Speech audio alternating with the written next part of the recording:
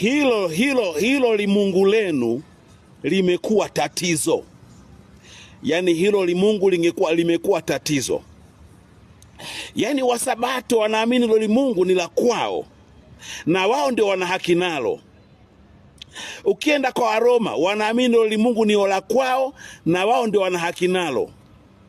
Ukienda kwa mashahidi wa Yehova wanaamini hilo limungu ni la kwao na wao ndio wenye haki nalo.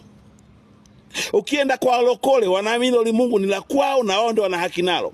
Ukienda kwa Waislamu mama yangu wanaamini wao ndio dini ya haki na hilo limungu ni la kwao wao. Nasema ningeweza kuliona hilo limungu lilipo, ningelikata kichwa ili binadamu wawe huru.